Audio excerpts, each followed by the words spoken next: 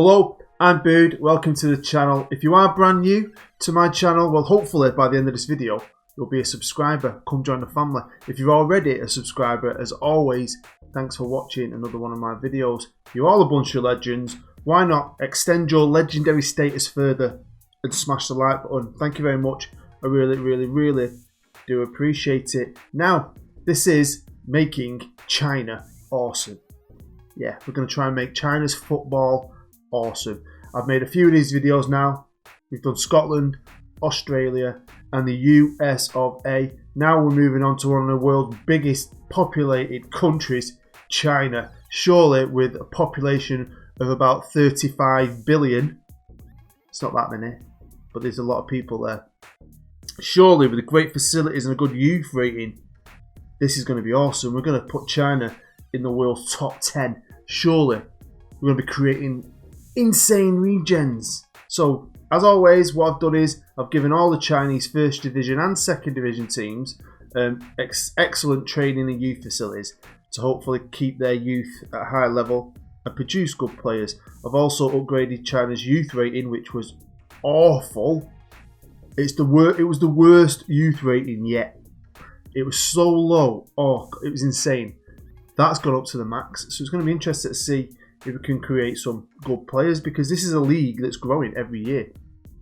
This is a league with loads of money. So not only do we want to boost the country, try and win a World Cup, get them in the top 10, I've got high hopes of the domestic league as well. It's going to be packed with superstars and hopefully some Chinese superstars playing in the Premier League and the Liga and so on. Right. So we'll get into it. Let's go. Welcome to China and welcome to a standard database in China. When you kick off FM19 and you start in China, you actually start a long time ago in January 2018. So that is where we are at this point on the game. And this is probably going to be one of the biggest challenges because China, their world ranking is 77th in the world. So a lot of the other countries like 40s and so on. So, I mean, America was in top 20. So this is definitely a challenge, but I'm expecting something big because USA won't let me down a little bit. We couldn't improve the country as a ranking nation. It was strange, but they had some great players. The MLS and all its leagues massively improved. Scotland was a great one. I love that one. Australia went pretty well, to be fair, as well. But with this one, we've got a population apparently, according to the game, of 1.38 billion. So surely we're going to have like 1 million players come through the system. Now, the Chinese Super League's got a pretty good reputation, so I'm expecting that not only to stay where it is, because I think it's at the top of Asian football. I expect it to just be better. And the top players I'm expecting they'll all be like Manchester United and Paris Saint-Germain. That's the way it normally goes. But what I want to do is this. I want this to improve. So their domestic league might be getting better, the quality is getting higher, there's money getting pumped into it. But when it comes to the national team, it's not great. And I mean, no offence to all these teams around it, but when you got Syria, Saudi Arabia, El Salvador above you, and you're around the same place as Lebanon, it's not in a great place. So we want to go a long way with these. Hopefully we can take them all the way. Targets here. Top 10. Although I've not done that yet. But it would be interesting to see if like a country with this kind of population, same facilities as the other countries, but with a huge population, makes any difference. Now at the start of the game, Marcelo Lippi, legendary manager, is getting on a bit now, nearly 70 years old. He's in charge. I can't see him being in charge in 10 years' time because we're going to be jumping to 2028. But unlike America, which really weirded me out, they ended up hiring a regen manager that was really bad. I'm hoping you need to get quality managers in, I think. Crappy regen ones aren't good. If we have a look at its squad as well, there's like one player that stands out at the top there. We'll have a look at Ning in a minute. And then the next one's only worth 1.7, Zhang, Ning. And then the rest of them are like crap. Crap values probably means crap players. So this is China's best player, Li. He's 26 years old. He plays for Zhang, I think. And he's alright. He's alright. And this is the kind of player you want to fill the squad. We want awesome superstars. I've got a good feeling about this one. Next up is Zhang Ning, striker, 21 years old, on loan from West Brom. playing in Holland, I'm thinking. And the third best player, and this is where I'm going to leave it because they're all pretty pants, is BOODFM. Attacking midfielder, can play back through the centre, not even worth £1 million. Plays for Zhang. 28 years old, 28 caps. Yeah, we want an improvement on this. Superstar Chinese players. Over to the Chinese Super League. There is a second division as well. I'm not going to look at that. We'll have a look at that in the next one though. And at the minute, it is the top of Asian football. Up there, isn't it? Better than every league because domestically it's pretty good. They're bringing all these players in. Lots of Brazilians. But it's a bit of a boring league by the look of it. Look who's won the last bloody... Is it 7? Guangzhou, is it? Guangzhou? I'm not the best at saying names, especially when it's Chinese. Unless it's spring rolls. I can say that when I'm in the chip shop. So, this is good at the minute, but it could be better. It could be a lot better. Now, brilliantly, their domestic cup's just called the Chinese FA Cup. I love it. I love it. So, yeah, the FA Cup at the moment is the third best cup behind the best name cup ever. I've said this before. The Japanese Emperor's Cup. The best name ever. I love it. And the UAE President's Cup. So, that hopefully will improve because they tend to, don't they, on these cheeky little experiments. So let's check out some of China's teams and we'll check out the best one. The team that's dominated the league for the last 7 years. And it is Guangzhou Hengda, I think. And the manager is an absolute legend of a player. Fabio Cannavaro, that's quality. So I'd like to see someone like him do well. I also want to see some really high-class managers come in. So let's have a look at him. Well, fair play to him. He looks like a decent young manager. Looks like he's got great skill. He's going to go on to become something pretty good, to be fair. I mean, he's been managing for a good few years now. Top player. He's such a good player. He's on £250,000 a week. Wow. Their top player is ex-Tottenham player, Paulinho. 29-year-old Brazilian, all-round good player. Their hot prospect is Wen Jiabao. 19-year-old Chinese lad, defensive midfielder, can play on the left wing and at left back. Yeah, I want to see this. This is where I want to see the improvement in the youth of China. Next up, we'll check out the team predicted to be bottom of the league, and I've downloaded kits. I don't know if you've got the kits the wrong way around there. Looks like it, doesn't it? Hey, green kit, white kit, green. I think whoever's made them needs to swap them around. I'll do that at some point because that will do my head in. But this is the team predicted to finish bottom of the league. Guangzhou Hengfeng. Wow. But look who their manager is. If you're my age, you'll probably know who he is. Back in the days at Chelsea, when Chelsea didn't have any money but had loads of star players. Like Gianluca Vialli and so on. And it is, of course, Dan Petrescu. Top player, and if you've thought of someone who looked Romanian, you think of Dan Petrescu. You just tell he's from Romania by his face. Just got that look. But how good is he as a manager? Got really good stats. He's 50. But with attributes like that, you could do a job in Europe. Although his whole career's been in random places like Arab Emirates and so on. He needs to come over, doesn't he? Surely he will do one day, but it looks pretty good. Their key player is an ex-Fiorentina, Watford, Valencia, and now he's with these fellas. Mario Suarez, 30-year-old defensive central midfielder, and again he's a good player. And there's a lot of good players in China. I want awesome players though. I'm excited. I love a good regen, so I'm hoping we can make some. Talking of regens, their key player is a regen, so straight off the bat, it's give him a regen. 16-year-old Kongzu, who is a bit rubbish. So there we go. I'm going to leave it on this bit, and then you can see there what the computer reckons the best teams are in this first season. So what we're going to do is, obviously, I have edited the database for the facilities, etc., etc. A holiday 10 years into the future to 2028, and we're going to see if them changes can make a massive effect for China compared to the other 3 times we've done it with Scotland, Australia, and America. Exactly the same. There's nothing different between each one. I'm just wondering. I'm wondering if China's huge population is going to make any difference. Just population, is that a factor? Because that is something you cannot change in the editor. You can't change a population, it's hard-coded. So will that hard-coded factor be a factor? We're going to find out. Just seeing there, though, look who there. Look, Jordi Cruyff's a manager. Jordi Cruyff. Welcome to 2028. It is, of course, the 1st of January 2028. And what a great year this is to be in China. Because if you look straight at that world ranking, you will see they are 14th in the world. That is quite easily the biggest jump. From 77th, was it, to 14th? That is some freaking places. That is awesome. Don't know if you'll be able to see this down here. But yeah, they were 76th, 77th. And then they've just gone up 60s, 50s, hovered around the 40s, and then the years of these regions, hopefully these regions I'm thinking about, have got better up into the 20s, and now look where they find themselves, 14th in the world, easily the biggest jump. And one thing I didn't do on this one, which I did with Australia and America. In Australia and America, they haven't got a national stadium like we have Wembley in England, so I made them a national stadium, and because it was so set to travel around the country. I want it to be different this time. I didn't want to make China's national stadium. It's such a big country. I know America and Australia are as well. But it is a nice touch to probably have your national team travel the world. So I didn't do that this time. So you might notice that. I left that the same. Just to be different. I thought, let's be different. So they haven't got a national stadium. But that is bloody brilliant.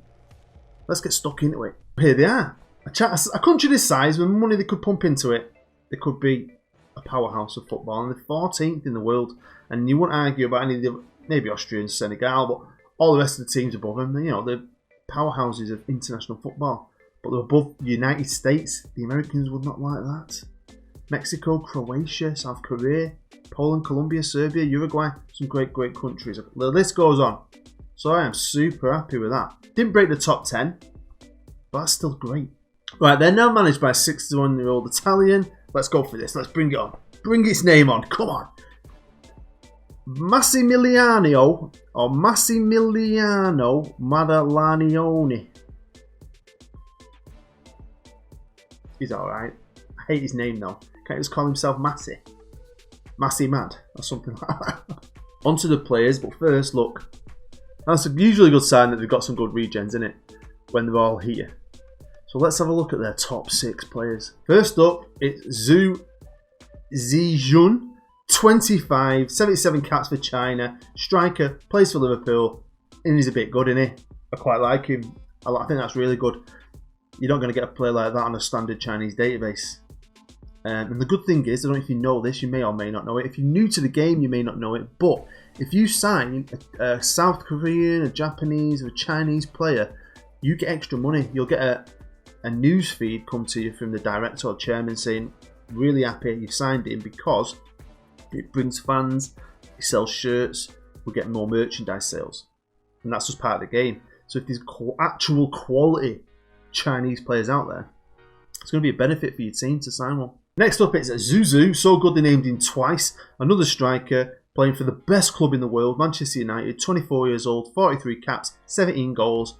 And he's even better, I think. I think he's better. Not because he plays for... Yeah, it is, because he plays for United. He's awesome. Been all over China, all the big teams, and now he's at Manchester United. He's only 24. Best years ahead of him. He's a bloody brilliant player. Look at his skill. Look at his techers and his first touch. Oh, excites me. Next up, I really wish his first name was Egg Fu Yais. Be good, wouldn't it? Fu Yais is 25 years old. Plays for Borussia Dortmund, yellow and black. If you like a bit of yellow and black, check out my Denton Villa series. The black and yellow series. It's great. I love it. I think it's maturing like a fine wine, like a good cheese. Go check it out. Come on. Anyway, Fu Yais, he's 25, 86 caps. Centre half. He's alright. Now his all-round ability, you won't go, oh, it's amazing. But if you think of it, marking, tackling, positioning is okay. Physicals are okay. He's obviously a good player. But he's not like the best centre half in the world, is he? Next up is Yu Changji, I'm going for. 24, 48 caps for China. Attacking central midfielder. I like him, he's pretty good. I think he's alright. Technicals could have been a little bit better, but I think the rest of his game's really good. And he plays for a massive, massive club in Arsenal, doesn't he? Worth 74 million. Can't argue with that. Next up, another player playing in the Premier League, and it is Wang Yu, left back, 26, 88 caps for China. A lot of these regions probably that come through out of nowhere, and they were better than the entire Chinese squad. So they've probably been playing for China since they were 12 years old. But I think he's a good player, good left back, great skills, great physicals. A lot of these players have played for Beijing as well, so Beijing must be a farm of talent. Last but not least is Mei Hong Teo. Right back, 25, loads of caps. And again, a really good player. Plays for Paris Saint-Germain. Played in Russia. So, that's quite good, that. Looks like they've got a good team, but there are going to be more players out there. We'll have a look at some of their young talent in a bit. Here we are on their landmarks page. Looks like they've won an East Asian Cup, Asian Nations Cup, East Asian Cup. So they are dominating Asia. But like I always say with stuff like this, they've got the players at the right age that are going to get better, not even peaked, who are playing at all the world's best clubs. Surely there's a World Cup in China here. Surely China have got a good shout at a World Cup. I thought, if you're wondering, because I was wondering how they did in the last World Cup, the World Cup in 2026, and they were in Group B. Well, they beat New Zealand, beat Holland. The group's changed then. 3 teams in a group, maybe. Maybe it has. I'm not sure. I don't know. Maybe you can tell me. And then they played America, beat the USA. USA versus China. Battle of the superpowers. Beat them in extra time. And then Spain beat them. But that's decent. They got there and they're doing alright. So, of course, manager-wise, they had Lippi at the start of the game. He didn't win anything. He was only there for a year and a bit. I think he's probably retired, hasn't he? Then he was replaced by Yu Dongfeng, who I'm guessing is retired as well, because he was there for 5 years, won a cup, but I can't click on him, so I'm guessing he's retired. And then Mr. Massimiliano Madallanio, he came in. He's been there for 4 years, nearly 5 years, and he's won 3 cups. The guy's been a beast, but he's obviously had this generation, hasn't he, coming into life like a flower. So, fair play, Massimiliano Madallanio. Got to get a World Cup, mate, next. World Cup. Let's run through some of their under-21 top players. According to the value, which is usually a good indicator they're a top player. And first off, we've got Ding Shui. And he plays for their biggest team in China, 20 years old, centre-half. And I think he's pretty good. He looks better than the guy in the national team. So he's got a big future. He's already played for China 20 times. And he's probably going to leave China at some point. But it's great to see a lot of these young players are still in China. And of course, a lot of them are at the biggest team. And the next one is Zhang Yu, worth 42.5 million already. 21-year-old, only played for China once, but he looks good. Got a good few years of improvement. He could turn into a cracking striker. Third player on the list, of course, plays for the same freaking team. Bloody hell. He's not bad, is he? Attacking central midfielder. Room for improvement, only 19, so he's at least got 4 to 5 years. If he was your player, you could make him better. And he's already worth 30 million. Well, this is the list, and if you see, most of them are in China. We've got one here who's not. But look at the values. There's a lot of good players there. We're just waiting to just kick on to that next level. So the future's bright. Future's red. Well, there you go. I think the national team's improved massively. Got some absolute worldy players in the squad and coming into the squad and coming through the youth teams. It's looking good. I like it. I'm pretty impressed, to be fair. I'm just impressed with the nation's ranking. It does so well. The manager now at the minute has been fantastic. Right, so over to the domestic side of the game though. And of course the Chinese Super League was the best league and it's maintained its spot. Doesn't look like it's ever wavered. Ever. So it is what it is. But what the squad's like, what the team's like now. And most importantly, has it become a little bit more competitive? Because that's where we were at, wasn't it? And to be fair, we spent a good few years where it has. But then these boys have just took control again, haven't they? Which, you know, fair play. They've got a lot of good young players, so could probably see why. I mean, definitely the biggest and best team in China. And like on the other databases, not only did I improve the facilities, I gave them a commercial income of about 250 million per season. It's a bit more than Manchester City and Paris Saint-Germain, just so they guaranteed the finances to maintain the club standards, basically. And also bring in talent as well. But they've got a new manager, and it is Cesare Prandelli, 70-year-old now he is, Italian, and I think he's a good manager. He's great stats. He's been at a freaking loads of teams. I mean, he used to be at Valencia years ago, but since then he's been to the United Arab Emirates and a load of teams in China. Alright, wasn't he? Their key player is Mu Mengowing. Getting better. And he's 23, attacking central midfielder. Played for China 9 times. Surprised he's their best player though, like their key player. This is their top foreigner. Now this is something I didn't do, right? Because I kind of wanted to test this out as well.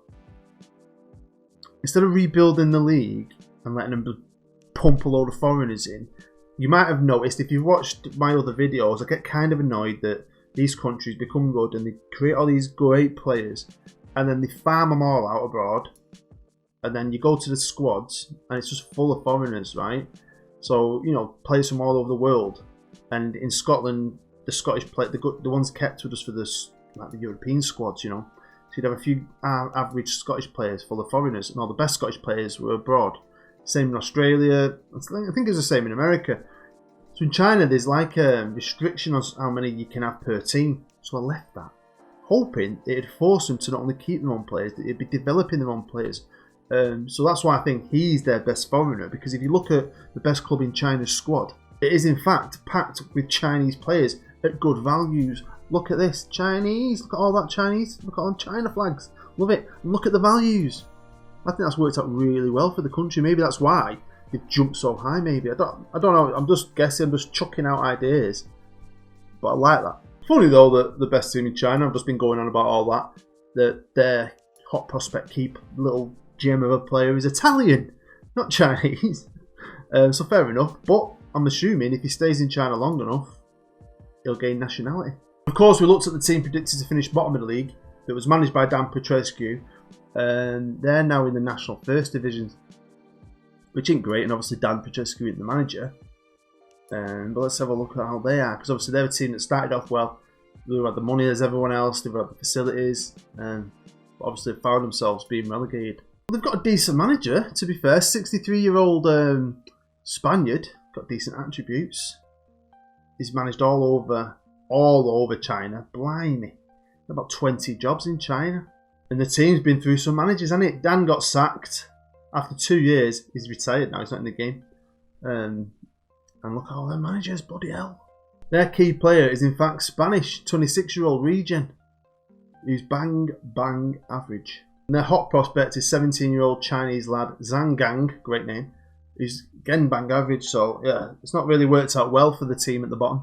Let's have a look at some of the managers, see if we notice any names. I recognise that. Definitely recognise Chris Coleman, Michael Laudrup, Prandelli. Yeah, so there's no Jose Mourinho's or anything, is there? Which is a little bit disappointing. Not that I don't want Jose Mourinho in the game, but you know that manager you usually find, like you know, all the big names usually come over, don't they? So yeah, a little disappointing. And when we did this with Australia, they ended up dominating the Asian Champions League, didn't they? All the Aussie teams won, and it's the same thing here. It looks like all the Chinese teams have won. She's good. Beijing got themselves a couple. Shanghai, Henan, and of course Guangzhou, who just dominate everyone. So that shows you definitely the biggest force in Asian football. And brilliantly, the Chinese FA Cup looks like it's a bit more competitive. Like, it's definitely been shared around. I mean, let's have a look. They've won a couple. Obviously, they've only won one, which shocks me really when you think how many Champions Leagues and league titles they've won. Beijing got a couple. Chang have been the best. Here they are. Now, they must have been a first division team because I can't get kits. Well, I probably could get older version kits. If you can't find kits for a random country, you can go back to previous games kits. You'll probably find them from FM18 or FM17. I've done it in the past just to have kits in the game, but they're not obviously the newest ones. Now, at the minute, I can only get the Chinese Super League kits. I couldn't get any for the First Division, so they must have been a First Division team that's come good. So that's brilliant. So obviously, with the restrictions in place, it's not pumped full of foreigners, so the league's fine. It was already at the top. I think it's got better because it's better Chinese players, which is great. But I want to see who the best foreigners are, because they've got limited spaces, so is the talent improved? Because there's a lot of foreigners now in China, but you look at them and they're good players, aren't they? But I want to see if there's any really good players. And the first player at the top there is called Martin Carbajal, Mexican. Carbajal, plays for Beijing. If he's the best, he's alright, isn't he? So I think this is definitely worked out differently than the others. Some reasons maybe better, some reasons maybe not. Well, there we go. That is the end of the episode. Hopefully you enjoyed it enough to smash the like button. Go on, do me a favour. Be nice today. I know you're in a good mood. So show me some love and smash the like button. It really helps me, helps the episode, helps my channel grow. Thank you very much. I enjoyed that. It was good. It was a bit different. Like I said, I've made a few different rule changes, as in I didn't change any of the foreigner rules. But I think it's forced the teams to look after their own players, and there's a lot of good Chinese, loads actually. I think there's probably more than on any of the other databases. But is that because the teams are keeping hold of them and need them, and can't just buy in loads of foreigners? I think so. I'll be honest with you, I think so. And there's some really good ones again. This is a country now. In the next World Cup or the one after that, you could probably win a World Cup with them.